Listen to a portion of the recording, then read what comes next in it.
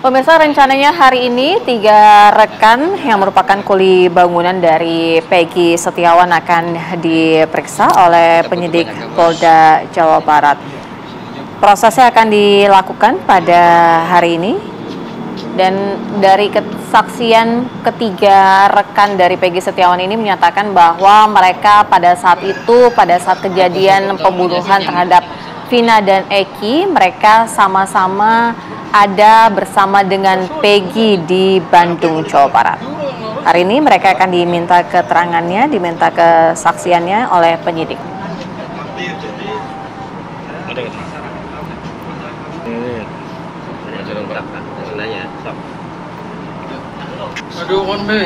Baik, kita lanjutkan perbincangan dengan narasumber. Kembali saya mau ke Ibu Titin, ini kuasa hukum dari Saka Tatal. Ibu Titin, kalau melihat kan kuasa hukum dan juga Saka Tatal ini masih saja juga bersikeras bahwa Saka Tatal tidak terlibat dalam kasus kematian Vina dan juga Eki. Sedangkan dari saksi kunci saat itu, AF menyatakan juga keterlibatan Saka Tatal dalam kematian ini. Apakah sudah ada upaya mungkin hukum banding atau PK yang dilakukan kuasa hukum atau kedepannya akan melakukan itu?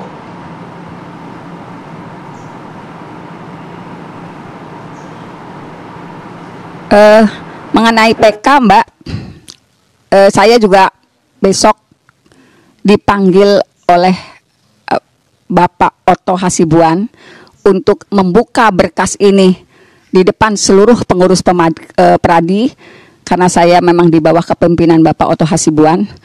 Mungkin beliaulah nanti yang akan mengolah kembali data yang kami miliki, yang saya miliki, kemudian tentu saja berkaitan dengan kemungkinan PK. Jadi akan ada kemungkinan PK dan juga pastinya Ibu Titin selaku kuasa hukum memiliki bukti-bukti bahwa Saka Tatal ini tidak bersalah ya Bu ya?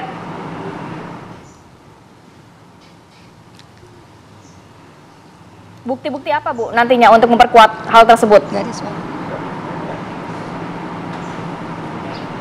Bukti apa Bu Titin? Bukti apa yang dimiliki oleh kuasa hukum untuk memperkuat bahwa argumentasi Saka Tatal ini tidak terlibat dalam kasus ini, Bu? Tentu saja kalau bukti-bukti yang kami miliki kan tidak mungkin Mbak kita expose di media secara terbuka gitu. Karena ada beberapa. Tapi paling tidak ada tidak alibi yang bisa disampaikan kalau memang Saka Tatal tidak ada di lokasi kejadian pembunuhan.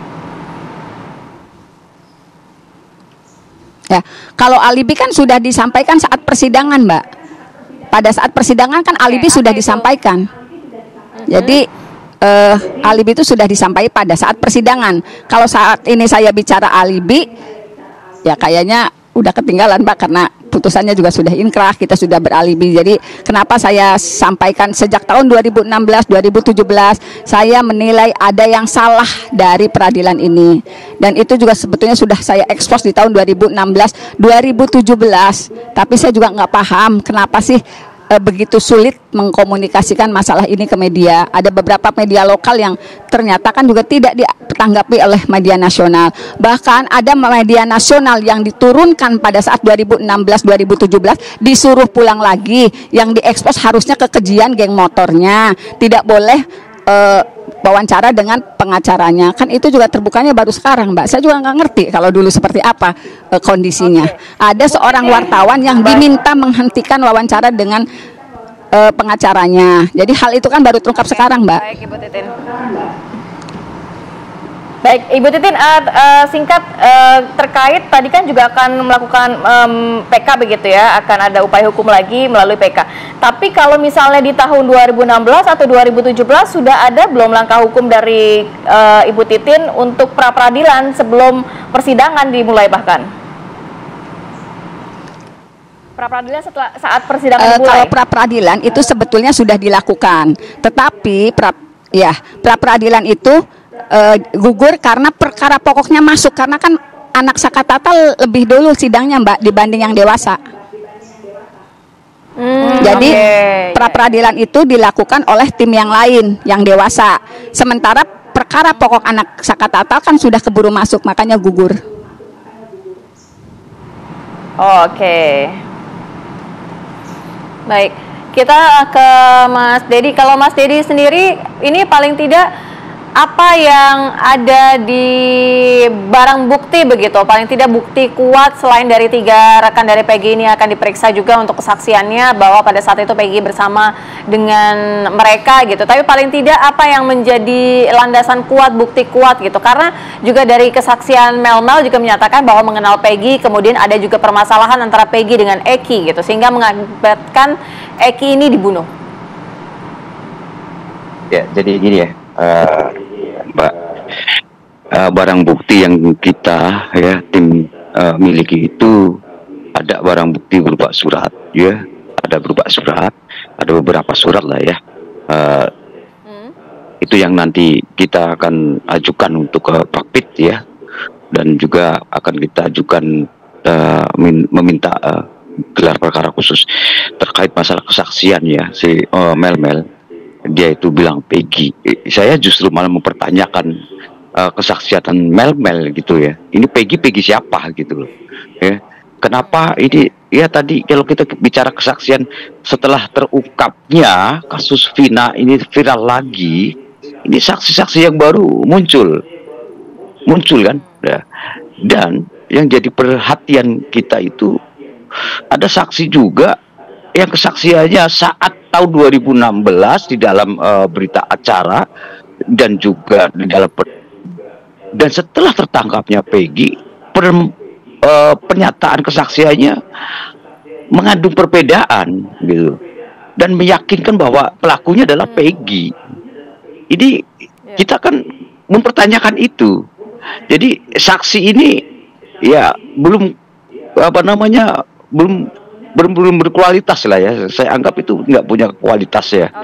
Jadi masih ngambang ya.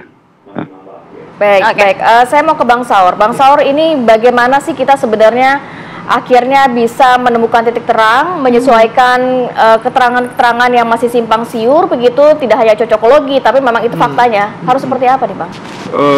Makanya kan kita apresiasi Pak Sigit, bagaimana kasus Sambo kemudian diselesaikan dengan baik, bagaimana kerjanya all out Kompolnas Pak Beni, sekalipun awalnya waktu itu harus jadi korban yang sangat luar biasa, dan Presiden hari ini kemudian khusus menyebutkan soal Peggy. Artinya gini loh, jangan sampai ada ditutup-tutupin. Ya, jangan ada perintah pengadilan mengatakan bukan hanya satu orang. Saya tidak mau menyebut nama nih. Ketepatan begini, memang korban ini Eki itu ayahnya adalah seorang polisi kasat narkoba. Ketepatan Peggy yang sekarang ini pekerja bangunan, kuli bangunan, artinya ada sensitivitas di sana. Sementara dalam proses tadi ada beberapa kejanggalan, apalagi menyangkut kasus yang sangat serius. Mereka nggak didampingi, itu dengar tadi dari pengacaranya. Artinya apa? Mereka kemudian bonyok, kemudian dugaan mereka disiksa, sementara diri mengatakan saling berantem mereka. Janganlah asal dijawab gitu loh. Saya minta juga Komnas juga harus turun supaya holistik menyelesaikan, sehingga kerja-kerja Pak Sigit yang akan segera mungkin menyelesaikan tugasnya kemudian tidak beban seperti ini. Karena pooling beberapa waktu yang lalu saya dengar, kalau ini nggak bisa diselesaikan, 80 orang nggak percaya lagi kepada polisi, bisa lagi berpotensi seperti Sambo. Jadi oleh karena itu, jangan karena mereka ini adalah orang-orang katakanlah secara akses keadilan dan ekonomi lemah, kemudian begitu mereka dilakukan ketidakadilan. Baik, gitu. Kalau dari Pak Beni, kira-kira apa nih Bang Beni untuk paling tidak mengungkap benar-benar terang benderang gitu, apa yang harus dilakukan dalam waktu cepat ini? Ya, satu, kami mengapresiasi partisipasi publik ya, seperti contoh munculnya saksi-saksi baru berkaitan alibi. Ini penting sekali nanti, baik untuk PH, baik untuk nanti kemudian pembuktian di pengadilan. Nah, kemudian yang berikutnya memang marilah kita kawal sama-sama. Kami dari Kompolnas akan mengawal terus. Nanti pada saat harus gelar perkara lengkap kami hadir, pada saat rekonstruksi kami hadir untuk memastikan penanganannya ini transparan, kemudian akuntabel dan profesional. Diharapkan dengan cara itu nanti bisa terwujud keadilan. Satu catatan, bahwa kasus ini adalah warisan. Jadi DIR sekarang ini menerima warisan dari sekian tahun. Nah, ini sedang akan diaudit investigasinya untuk memastikan pada periode kepemimpinan ini melakukan apa, berikutnya apa, kenapa sampai sekian lama. Nanti pasti akan ditemukan periode ini nggak melakukan apa-apa. Nah, inilah pentingnya transparansi tadi, supaya ada juga untuk bagaimana evaluasi penertiban ke dalam, supaya kasus-kasus yang menunggak sekarang ini, ada beberapa pembunuhan ASN Semarang, pembunuhan pelajar di Bogor, kemudian ada beberapa kasus lain itu sudah bisa mulai diangkat dan itu bisa dituntaskan gitu. Oke, baik, kita nantikan rekonstruksi dalam waktu dekat akan seperti apa. Semoga harapannya juga bisa mengusut tuntas mengenai kasus kematian Vina dan juga Eki. Terima kasih banyak. Terima kasih Pak Beni, Bang Saud, kemudian juga Bang Dedi dan juga Ibu Titin. Ibu Titin, terima kasih juga. Sehat selalu, assalamualaikum. Bu Titin, Mas Dedi, selamat berjuang terus. Baik, mohon doa restunya. Kita juga nanti akan membahas juga ya, ada 64 pengacara yang siap membela Peggy Setiawan. Saya tidak akan segera kembali.